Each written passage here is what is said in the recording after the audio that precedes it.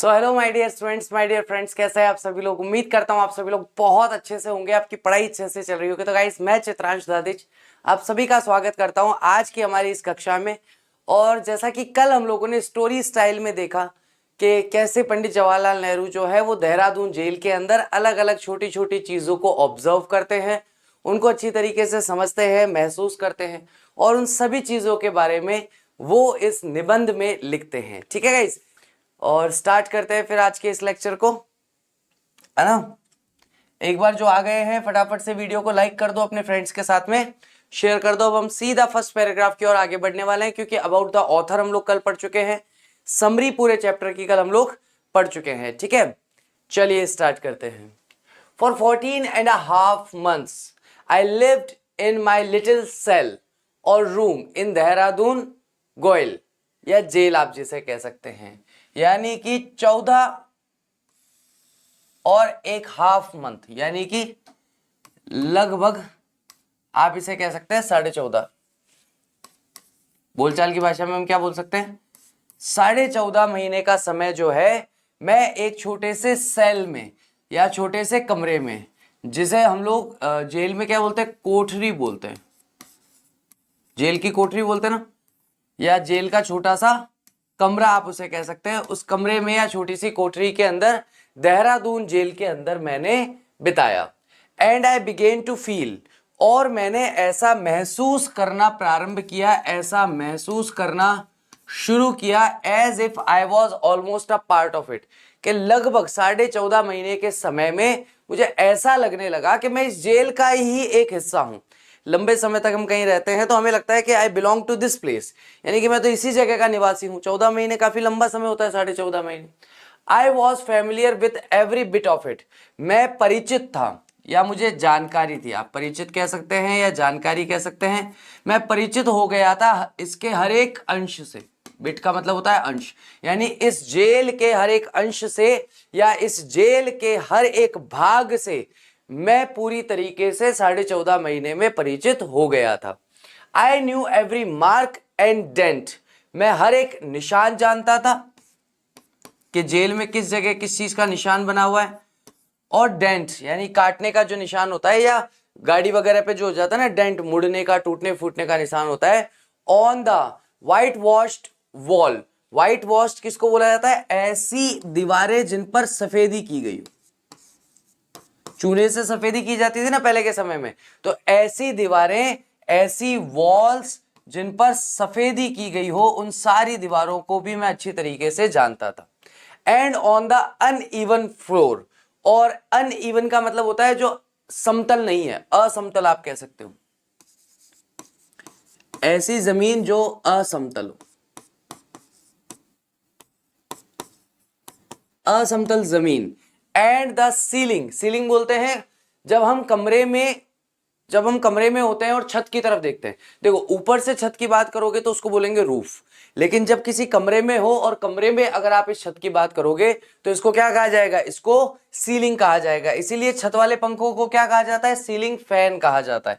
तो यहां पर मैं उसकी हर एक फ्लोर को यानी जमीन को जानता था और एक छत को जानता था, with its moth eaten rafters, यानी कि जहां पर ये होता है मॉथ ईटन्स, है ना, मॉथ ईटन राफ्टर्स, यानी कि जहां पर ततैये का छत्ता लगा हुआ था। तो यानी कि यहां पर वो कह रहे हैं कि मैं जेल के हर एक हिस्से को बहुत अच्छी तरीके से जानने लग गया था। इन द लिटिल यार्ड, और बाहर जो छोटा सा चौक था, चौक बोलते हैं ना अपन, चौक। Outside I greeted little tufts of grass, जहां जाकर मैं ग्रीट करता था, अभिवादन करता था घास के छोटे छोटे गुच्छों का। And odd bits of stone, और विचित्र से छोटे छोटे टुकड़े जो होते थे स्टोन के होते थे। And odd bits of stone age old friends, और विचित्र से छोटे छोटे जो टुकड़े थे किसके, पत्थर के, वो ओल्ड फ्रेंड्स यानी कि पुराने मित्र की तरह प्रतीत होते थे, या उनको मैं पुराने मित्र की तरह ग्रीट करता था। I was not alone in my cell, मैं अपने उस कमरे में, सेल में या अपनी उस जेल के उस कमरे में मैं अकेला नहीं था।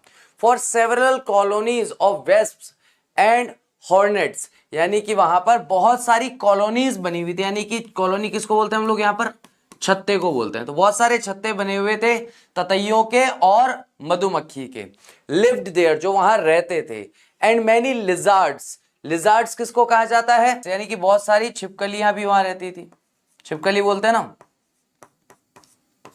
Found a home behind the rafters, यानी कि वो जो छत्ते थे उन छत्तों के पीछे घर का निर्माण करके, उन छत्तों के पीछे घर मान करके वहां पर बहुत सारी छिपकलियां भी रहा करती थी। Emerging in the evenings in search of prey, जो कि इमर्ज होती थी, इमर्ज होने का मतलब होता है बाहर निकलना, जो कि अपने घर से क्या करती थी, बाहर निकलती थी।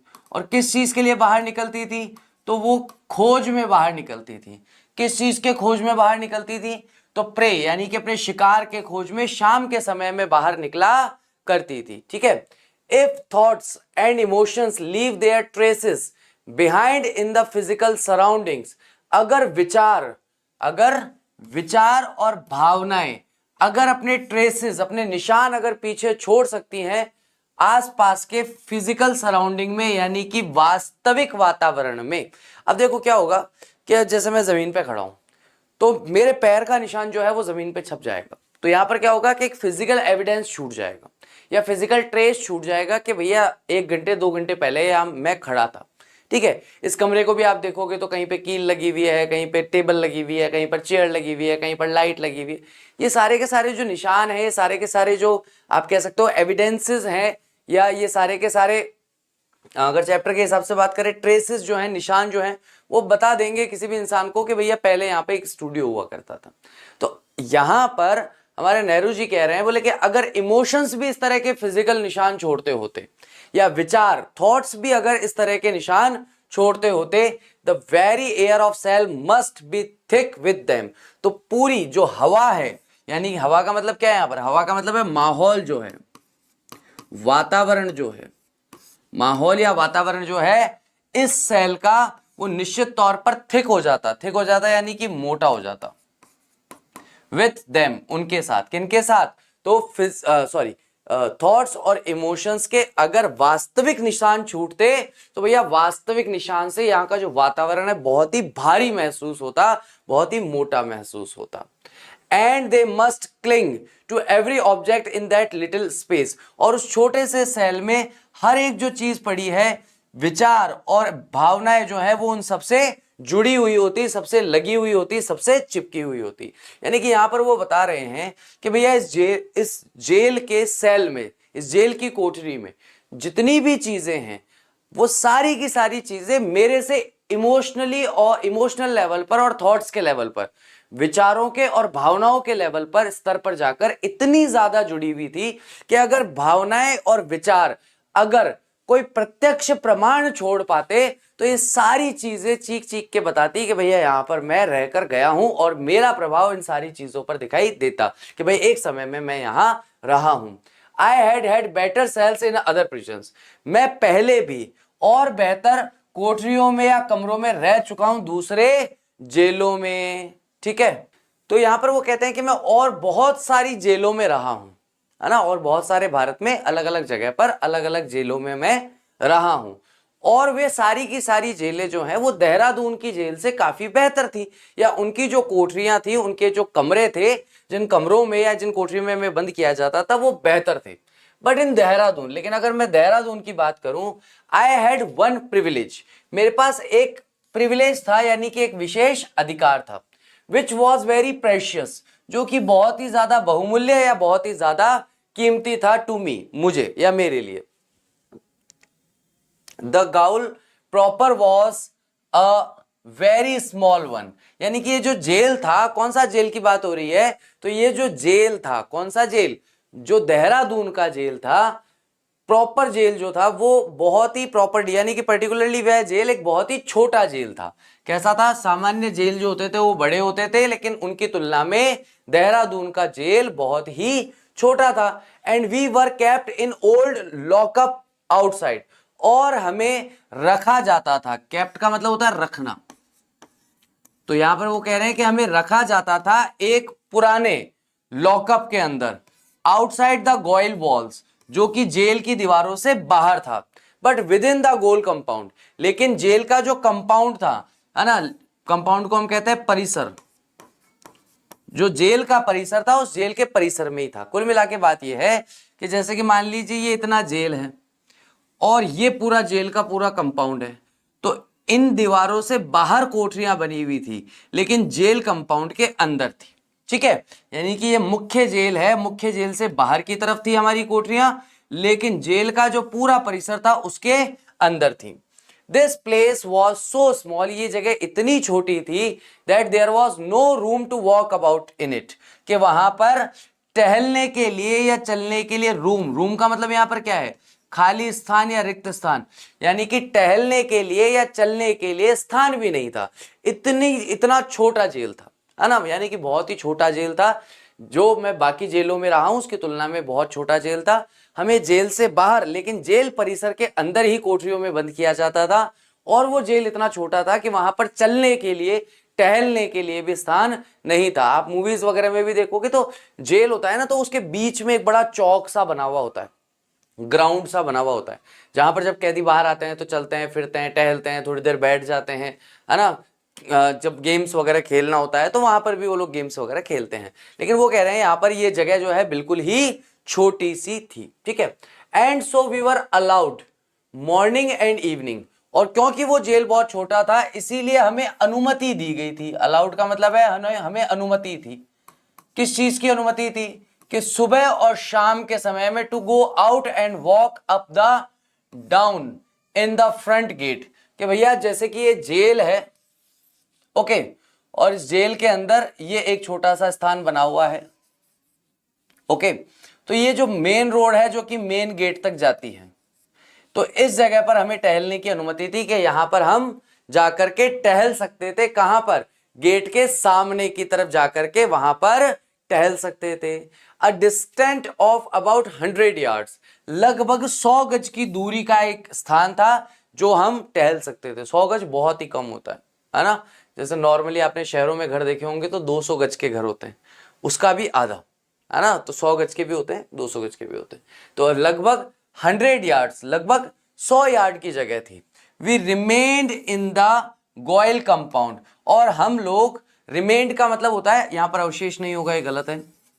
रिमेन्ड का मतलब होता है रहना, निवास करना या होना। तो हम लोग जो जेल का कंपाउंड था उसी में रहते थे।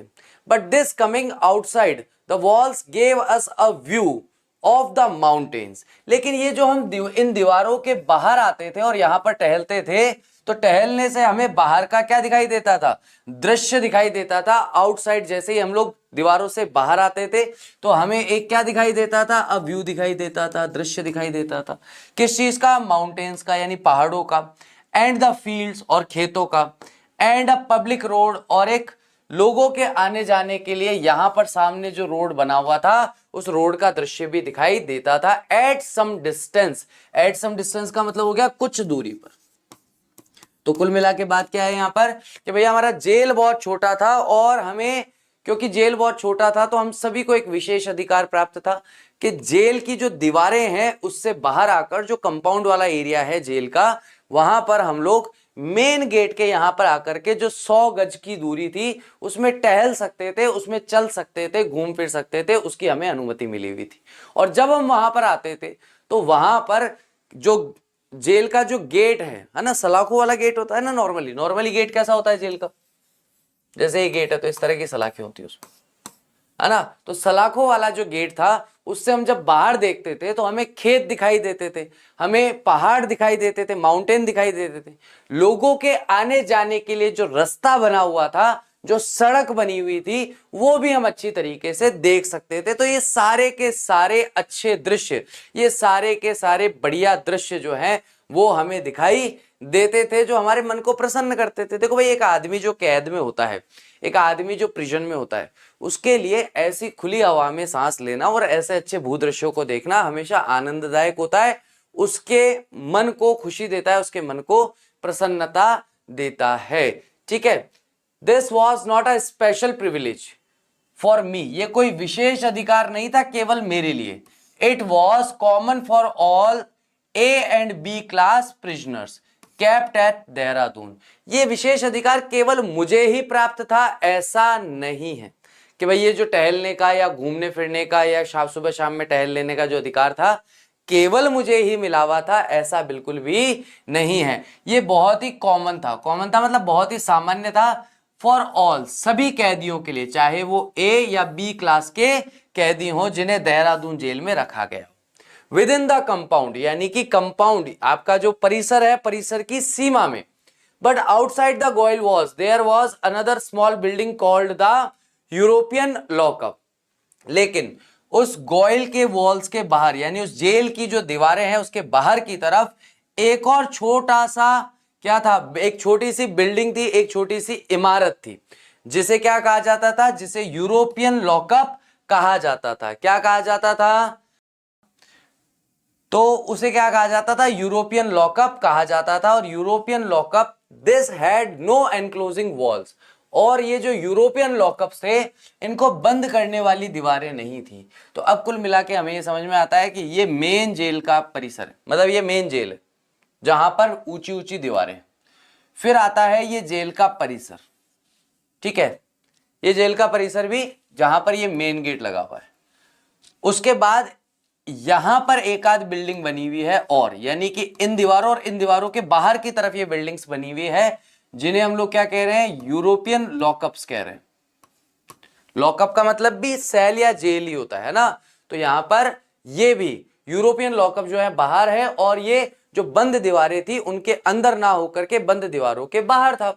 And a person inside the cell could have a fine view of the mountains, और कोई भी ऐसा व्यक्ति जो इन जेलों में बंद हो, कुड है, वो देख सकता था एक बहुत ही सुंदर दृश्य माउंटेन्स का, पहाड़ों का, एंड द लाइफ आउटसाइड, और बाहर के जीवन का।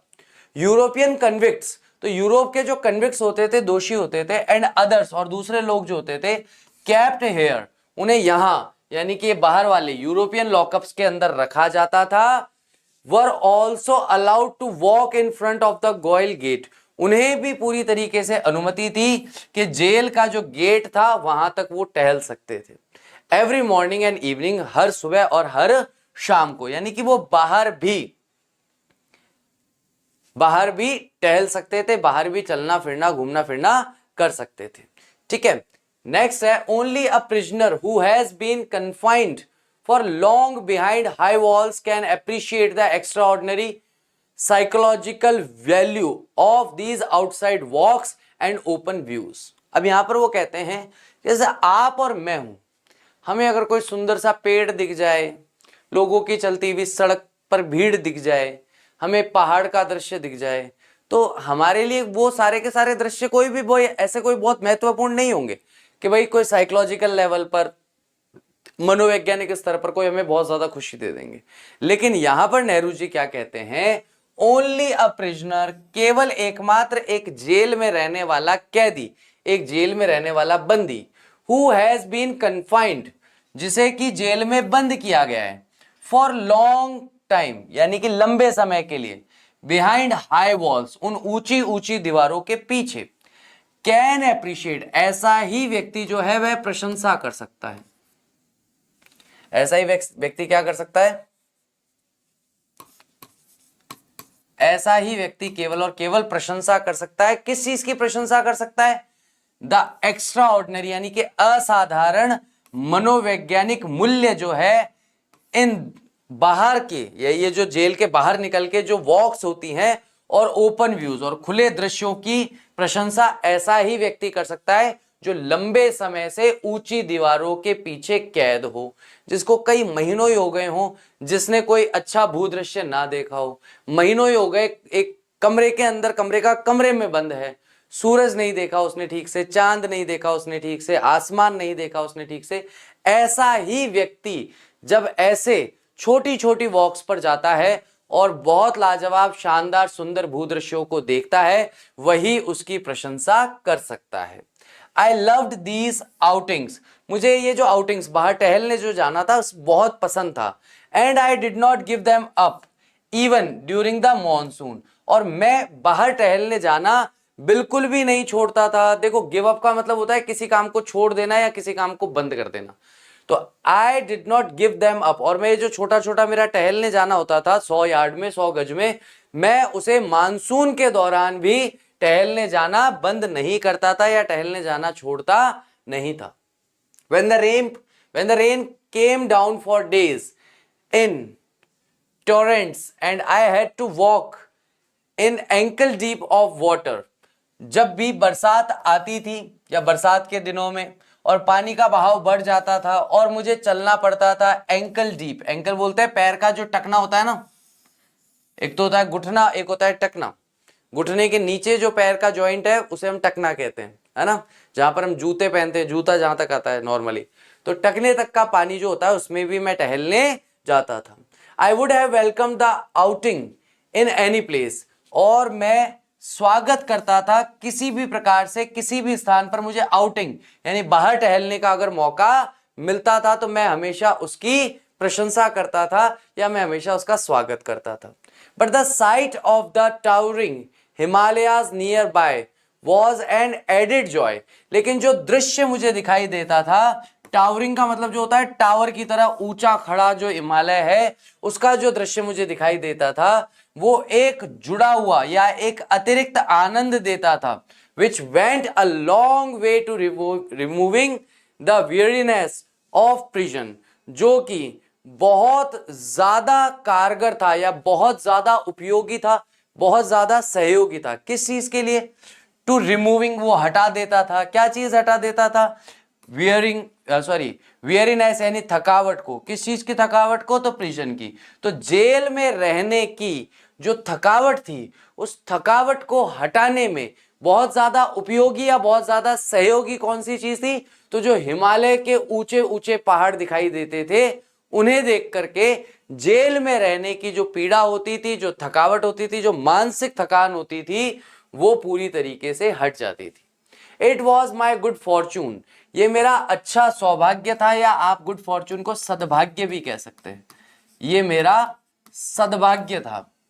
That during the long period when I had no interviews, कि लंबे समय तक जब मेरे पास इंटरव्यू देने के लिए कोई भी मौका नहीं था, या बहुत लंबे समय तक जब मैंने इंटरव्यूज नहीं दिए, and when for many months I was quite alone, और फिर जब कई महीनों तक मैं काफी अकेला था, I could gauge at these mountains. Gauge का मतलब होता है लगातार, वैसे तो गेज का मतलब होता है घूरना, लेकिन यहां पर है लगातार देखना, टकटकी लगाकर देखना, बिना पलके झपकाए देखना। तो मैं लगातार बस बैठे बैठे लंबे समय तक इन माउंटेन्स की तरफ, इन पहाड़ों की तरफ देखता रहता था। दैट आई लव्ड, जिसे मैं बहुत ज्यादा प्यार करता था या जिसे मैं बहुत ज्यादा पसंद करता था। ठीक है, नेक्स्ट है यहां पर, I could not see the mountains from my cell. तो अब क्योंकि जो यूरोपियन लॉकअप्स हैं, नेहरू जी को यूरोपियन लॉकअप्स में नहीं रखा गया था, अंदर वाले लॉकअप में रखा गया था, तो वहां पर वो कह रहे हैं कि मैं जिस लॉकअप में था, I could not see the mountains from my cell, मैं अपने कमरे से या मैं अपनी कोठरी से किसे माउंटेन्स को या पहाड़ों को नहीं देख सकता था। But my mind was full of them, लेकिन मेरे दिमाग में वो पहाड़ पूरी तरीके से भरे हुए थे। And I was even conscious of their nearness, और मैं इस बात से जागरूक था, मुझे इस बारे में अच्छे से पता था कि वो मेरे से कितने नजदीक हैं। एंड अ सीक्रेट इंटिमेसी, और एक रहस्यमयी अपनापन जो है, एक अजीब सा, एक विचित्र सा, एक ऐसा अपनापन उन पहाड़ों से मुझे महसूस होता था जो मैं ही जानता था। Seemed to grow between us, ऐसा लग रहा था कि मेरे और उन पहाड़ों के बीच में अपनापन, इंटिमेसी जो है वो धीरे धीरे धीरे धीरे रहस्यमयी तरीके से सभी लोगों से गुपचुप, किसी को पता नहीं चले, इस तरीके से बढ़ती जा रही थी। फॉक्स ऑफ बर्ड्स, यानी कि बहुत सारे पक्षियों का झुंड या पक्षियों का जो समूह है, हैव फ्लॉन हाई, जो कि ऊंची उड़ान या ऊंची ऊंचाई पर उड़ता था, एंड अवे, और वहां से चले जाते थे। अ सॉलिटरी ड्रिफ्ट ऑफ क्लाउड्स, और एक बादलों का एकांत जो बहाव होता था, जो बादल बहकर एक जगह से दूसरी जगह पर जाते थे। ड्रिफ्ट का मतलब होता है बहना, ठीक है। टू हैज गॉन, वह भी जा चुका था। वंडरिंग ऑन यानी इधर उधर भटकते हुए। And I sit alone with चिंगटिंग पीक, और मैं अकेला बैठा रहता था चिंगटिंग पीक के साथ। अब ये चिंगटिंग पीक क्या है? ये एक पीक यानी एक शिखर का नाम है, ध्यान रखना, इसका अर्थ मत निकालने लग जाना कि सर चिंगटिंग का मतलब क्या होता है। ठीक है, तो चिंगटिंग क्या है? एक पहाड़ की चोटी का नाम है ना। हाईएस्ट पीक्स जो हैं हिमालयाज के, उनमें से एक चिंगटिंग पीक भी है। टावरिंग बियॉन्ड, वह भी आगे या परे बहुत ऊंचाई पर खड़ा था। We never grow tired of each other, और ये चिंगटिंग पीक और मैं, हम एक दूसरे को लगातार देखते रहते थे। हमारे बीच में आत्मीयता, अपनापन बढ़ता रहता था और हम कभी भी एक दूसरे से परेशान नहीं होते थे, कभी भी एक दूसरे के साथ से थकते नहीं थे। द माउंटेन एंड आई, वह पहाड़ और मैं। I am afraid that I can not से विथ द पोएट, मैं थोड़ा सा भयभीत हूं, मुझे इस बात का डर है कि मैं ये बात कवि के साथ नहीं कह सकता। किस कवि की बात हो रही है यहां पर? तो ली टाई पो की बात हो रही है। किसकी बात हो रही है? कवि की बात हो रही है। और कवि का नाम क्या है? ली टाई पो कवि का नाम है। That I never go very, कि मैं कभी भी परेशान या चिंतित नहीं हुआ। इवन ऑफ द माउंटेन, बल्कि पहाड़ से भी। But that was a rare experience, लेकिन ये बहुत ही दुर्लभ एक्सपीरियंस है। यानी कि ये जो मैंने अनुभव प्राप्त किया था, ये बहुत ही दुर्लभ, बहुत ही मुश्किल से प्राप्त होने वाला अनुभव था।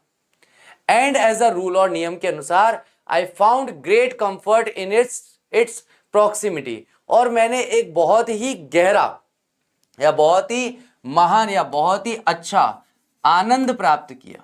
कंफर्ट का मतलब आनंद या राहत मैंने प्राप्त की। इन इट्स प्रॉक्सिमिटी, यानी कि जब मैं अपने आप को इन पहाड़ों के साथ देखता हूं, जब मैं अपने आप को इन पहाड़ों के साथ महसूस करता हूं, तो मुझे एक बहुत ही आनंद या मुझे एक बहुत ही राहत महसूस होती है जेल के उस समय में। इट्स सॉलिडेटरी एंड काम लुक डाउन अपॉन मी, और इसकी मजबूती, सॉलिडिटी और काम, काम का मतलब होता है शांति या शांत होना। शांति लुक्ड डाउन अपॉन मी, वो मुझ पर देखता है। यानी कि पहाड़ जो है वह मेरी और मजबूती से और शांति से देखता है। With wisdom of a million years, और लाखों सालों की बुद्धिमता से मेरी ओर देखता है। And mocked at my varying moods, और मजाक बनाता है मेरे वेरिंग मूड्स का। वेरिंग मूड्स का मतलब है ऐसा मूड जो लगातार बदलता रहता है। वेरिंग का मतलब होता है जिसमें भिन्नताएं, अलग अलग प्रकार के मूड्स, अलग अलग प्रकार की मनोवृत्ति, अलग अलग प्रकार की मनोदशा देखने को मिलती है।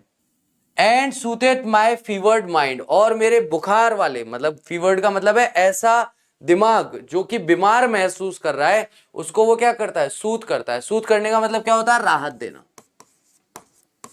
तो ये जो बड़ा सा पहाड़ मेरे सामने खड़ा है, ये जब मैं इसको देखता हूं, मैं इसके साथ एक विचित्र सी निकटता को महसूस करता हूं।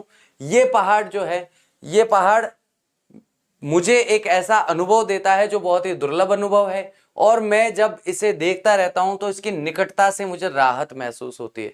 ये मजबूती से, शांति से मेरी ओर देखता है। ये पहाड़ जिसमें लाखों साल की बुद्धिमता है, वह मेरा मजाक उड़ाता है। किस चीज का मजाक उड़ाता है? कि भाई इस व्यक्ति का, नेहरू जी का मूड जो है वो लगातार बदलता रहता है, और मेरे परेशान होते हुए और मेरे दुखी होते हुए माइंड को, दिमाग को ये राहत देने का कार्य करता है। यहां तक का क्लियर है सबको? मुझे पता है आज का चैप्टर थोड़ा सा बोरिंग है, I am sorry about that, लेकिन अब क्या करें, बोरिंग चैप्टर है तो बोरिंग ही सही, पढ़ना तो पड़ेगा। देखो, एक जेल में रहने वाले व्यक्ति के हिसाब से अगर आप सोचोगे ना, जैसे आप लोगों में से बहुत सारे बच्चे घर में ही कैद महसूस करते होंगे। बहुत सारे बच्चों को लगता है कि सर हमें जेल जाने की जरूरत नहीं है, हमारा तो घर ही जेल जैसा है लगता होगा काफी सारे बच्चों को जिनको घर से बाहर निकलने की इजाजत नहीं होगी। भाई बिना पूछे कहीं जा नहीं सकते, बिना काम बताए कहीं जा नहीं सकते, है ना। तो उन सबको थोड़ा सा मन में ऐसा लगता है कि अरे यार क्या है, ये तो जेल ही है ठीक है, जेल से अलग तो कुछ अनुभव हो नहीं रहा, वो वाली चीज है तो ऐसा नहीं होता, देखो जेल जेल होता है। जो लोग घर को जेल समझते हैं ना, वो वास्तविकता में उन्होंने जेल का वृतांत अभी पढ़ा नहीं है अगर पढ़ेंगे तो एक बार पता चलेगा। तनुज बेटा, ये सारी बातें है ना, मैं आपको फिर कभी बताऊंगा। अभी क्या है ना कि आप चैप्टर के बीच में एक डिस्टर्बेंस क्रिएट करने का प्रयास कर रहे हैं बेटा, लेकिन वो तो मैं अलाउ नहीं करूंगा, है ना। क्योंकि मैं एक ऐसे क्वेश्चन का आंसर दूंगा ना, तो बहुत सारे ग्रामर के रूल्स हैं, बहुत सारे नाउन के, pronoun, adjective, adverb, active, passive, voice, direct, खूब है। फिर कोई ना कोई आकर कुछ ना कुछ केवल के उनका नाम ले लिया जाए, इसलिए वो कुछ ना कुछ ऐसा डालते ही रहेंगे कमेंट बॉक्स में। तो अभी बेटा अपन जिस चैप्टर को पढ़ रहे हैं उस चैप्टर से रिलेटेड हम कुछ बात कर सकते हैं। बाकी तो फिर ग्रामर और वोकेबलरी और इनको लेकर तो बहुत सारी बातें हैं, ठीक है। तो मैं ऐसे किसी भी क्वेश्चन को बेटा एंटरटेन नहीं करूंगा। Spring was very pleasant. Spring यानी कि वसंत का जो मौसम है वह बहुत ही सुखद है, बहुत ही आनंददायक है। इन देहरादून, देहरादून में it was a far longer than in the plains below. और ये जो बसंत का मौसम होता है ये बहुत ज्यादा लंबा होता है अगर इनकी तुलना की जाए प्लेन्स बिलो, यानी बिलो का मतलब है नीचे की तरफ जो मैदानी भाग होता है ना। आप लोगों ने 10th में पढ़ के आए होंगे कि भाई पठारी भाग होते हैं, मैदानी भाग होते हैं, पहाड़ी भाग होते हैं। तो यहाँ पर जो नेहरू जी हैं वो कह रहे हैं कि भैया यहाँ पर वसंत का जो मौसम है ज्यादा लंबे समय तक चलता है, बजाय जितना लंबा समय के लिए मैदानी भागों में चलता है नीचे की ओर, क्योंकि वो पहाड़ के ऊपर है ना। तो कह रहे हैं नीचे मैदानों में तो इतना लंबा वसंत नहीं होता, लेकिन यहाँ पर देहरादून में वसंत का मौसम काफी लंबे समय तक चलता है। The winter had denuded almost all the trees of their leaves, क्योंकि विंटर जो है, सर्दी जो है, वो पूरी तरीके से खंडित कर देती है लगभग सभी पेड़ों को, उनकी पत्तियां हटा देती है। अब जैसे पेड़ दिखाई दे रहा है, ये ऑटम के सीजन का है, पतझड़ के सीजन का, जिसको आप विंटर सीजन भी कह सकते हो। तो विंटर के सीजन में पहाड़ी क्षेत्रों में क्या होता है, सारे पेड़ पौधे जो हैं वो अपनी पत्तियों को खो देते हैं, सबकी पत्तियां गिर जाती है। इसलिए ऑटम को हिंदी में क्या कहा जाता है, पतझड़, कि जिस समय पर पेड़ों के पत्ते पूरी तरीके से झड़ जाते हैं, गिर जाते हैं। दे स्टूड नेकेड, वो बिल्कुल नग्न वहां पर खड़े हैं, बेयर, खाली वहां पर खड़े हैं। Even for magnificent peepal trees which stood in front of the gaol gate, बल्कि 4 शानदार या लाजवाब जो पीपल के पेड़ हैं जो कि जेल के गेट के बिल्कुल सामने खड़े हैं, मच टू माई सरप्राइज, मेरे को मतलब बहुत आश्चर्यचकित कर देते हैं, dropped nearly all there leaves, उन 4 शानदार या लाजवाब पीपल के पेड़ों ने भी अपनी सारी की सारी, लगभग सारी पत्तियों को गिरा दिया है। गॉन्ट एंड चीयरलेस, पूरी तरीके से दुर्बल हो गए हैं और उदास हो गए हैं। दे स्टूड देयर, वो वहां पर खड़े हुए ऐसे प्रतीत होते हैं जैसे वो बिल्कुल ही कैसे हैं, चीयरलेस हैं। चीयरलेस का मतलब बिल्कुल ही उदास हैं, बिल्कुल ही दुर्बल से हुए वहां पर खड़े हैं। Till the spring airs warmed them up, जब तक कि वसंत की हवा उन्हें गर्म नहीं कर देती। अगेन, फिर से, and sent a message of life to their innermost cell, और उनके अत्यांतरिक, इनर मोस्ट का मतलब होता है अत्यांतरिक, जो उनके अंदर से भी अंदर की सेल को जब तक ये संदेश नहीं पहुंचा देती कि भैया स्प्रिंग या वसंत का मौसम आ गया है, अब पत्तियां वापस खिलाने का समय आ गया है। तो वो कहते हैं कि भैया मुझे देख करके बड़ा बुरा लगता है, मुझे देख करके बड़ा दुख होता है कि साल भर शानदार तरीके से, लाजवाब तरीके से खड़ा रहने वाला जो पीपल का पेड़ है, वो भी 4 पीपल के पेड़ जो हमारे जेल के गेट के सामने थे, वो भी अपनी सारी पत्तियों को इस पतझड़ के समय में, विंटर के समय में खो देते हैं। और जब पुनः वसंत का समय आता है तो उन्हें गर्मी का एहसास होता है, और ये जो गर्मी का एहसास है ये उनकी अति आंतरिक जो सेल है, कोशिकाएं हैं, उन्हें एक संदेश पहुंचाते हैं कि भैया अब गर्मी का समय आ गया है, हमें अपनी पत्तियां वापस विकसित कर लेनी होगी। ठीक है। Suddenly there was a stir both in the peepals and the other trees, और अचानक से एक हलचल महसूस होती है दोनों में ही, पीपल के पेड़ों में भी होती है और बाकी के दूसरे पेड़ों में भी होती है।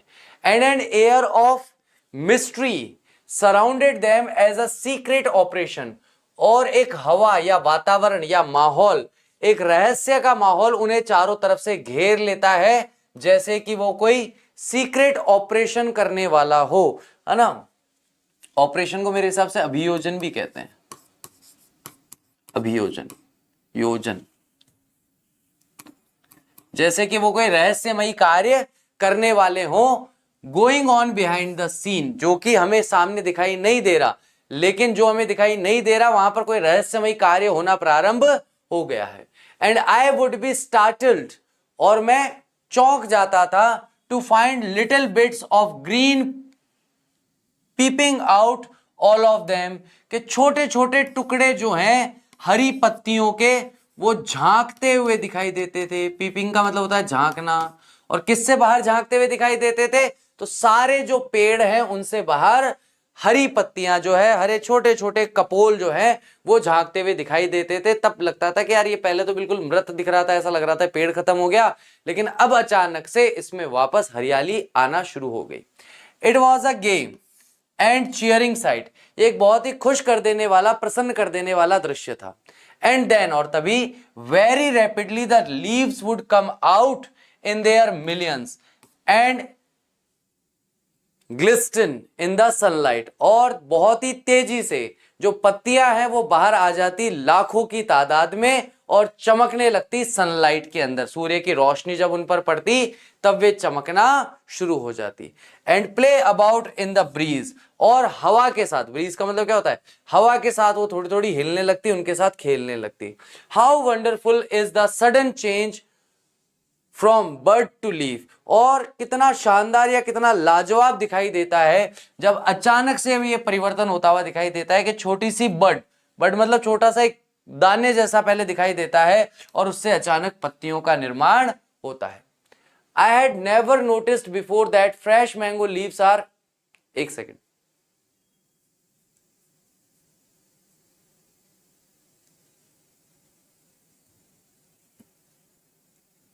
Sorry guys, I had never notice before, मैंने कभी भी पहले इस चीज को नोटिस नहीं किया, मैंने पहले कभी भी इस चीज पर ध्यान नहीं दिया। Before that fresh mango leaves are reddish brown, कि भैया जो फ्रेश ताजा जो आम की पत्तियां होती हैं, आप लोग तो बिहार से हो, आपके वहां तो आम के बाग होते हैं, तो वो रेडिश ब्राउन कलर की होती है, यानी कि लाल और उसी में थोड़ा सा मिश्रित कैसा भूरा कलर होता है। तो लाल और भूरे कलर की होती है, रेडिश ब्राउन कलर की होती है, ठीक है। रस्ट कलर, रस्ट कलर मतलब वही लाल और भूरा कलर की होती है। Remarkably like the autumn tints, जो कि रिमार्केबली, रिमार्केबली का मतलब विशेष रूप से किसकी तरह दिखाई देती है, पतझड़ के हल्के रंग की दिखाई देती है on the Kashmir hills, Kashmir की पहाड़ियों पर।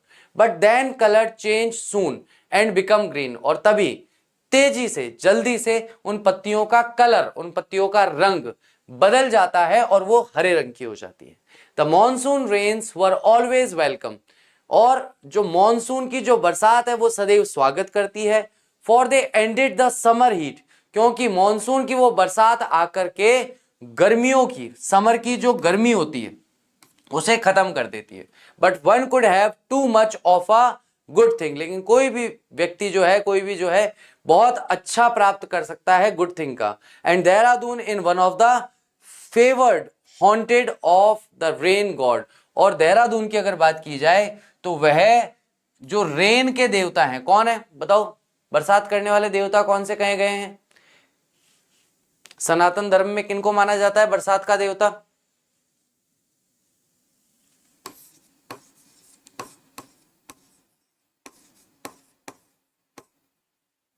किसे माना जाता है? तो यहां पर नेहरू जी कह रहे हैं कि बरसात के जो देवता हैं, रेन गॉड जो हैं, उनका सबसे पसंदीदा स्थान कौन सा है? देहरादून है, क्योंकि ऑल ओवर इंडिया में सबसे ज्यादा बरसात कहां होती है? देहरादून में ही होती है। ठीक है, ठीक है क्या इंद्र? बहुत बढ़िया। With in the first 5 or 6 weeks of the break of the monsoon we would have about 50 or 60 inches of rain. पहला 5वां या 6ठा सप्ताह जो निकलता है मानसून के शुरू होते ही हमें लगभग 50 से 60 इंच की बरसात मिल जाती है। And it was not pleasant to sit cooped up in a little narrow place trying to avoid the water dripping from the ceiling or rushing in from the windows। और ये बिल्कुल भी प्लेजेंट नहीं है, ये बिल्कुल भी सुखद नहीं है, आनंददायक नहीं है कि हम कूप्ड अप यानी सिकुड़ कर बैठे रहते हैं एक छोटे से नैरो मतलब एक सकड़े स्थान पर, एक कम स्थान वाली जगह पर, trying to avoid the water dripping, तो छत पर से जो पानी टपकता है उससे बचने का प्रयास करते हुए, जो छत का पानी टपकता है, और rustling in front of the Windows या फिर खिड़की से तेजी से जो पानी अंदर आता है उससे बचने का प्रयास करते हुए हम यहां पर बैठे रहते हैं, ये बिल्कुल भी सुखद नहीं है। लेकिन अच्छी बात है कि शुरुआती 5-6 सप्ताह में ही हमें 50 से 60 इंच का पानी रेनफॉल में मिल जाता है।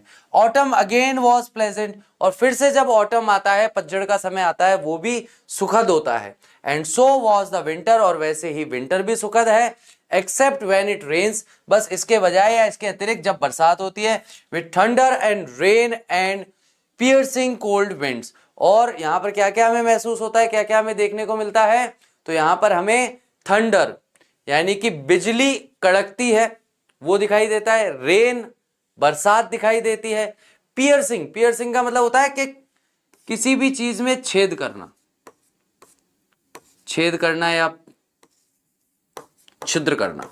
तो आपने देखा होगा कई बार ऐसी ठंडी हवा चलती है जो बिल्कुल ऐसा लगता है सुई की तरह चुभ रही हो, हमारे शरीर को छेद दे रही हो, सुई की तरह छेद दे रही हो, ऐसा महसूस होता है। तो यहां पर बरसात का या रेन का मौसम भी हमें पसंद है, बस बरसात आती है, पानी गिरता है, वो पसंद नहीं है, बाकी सारी चीजें पसंद है।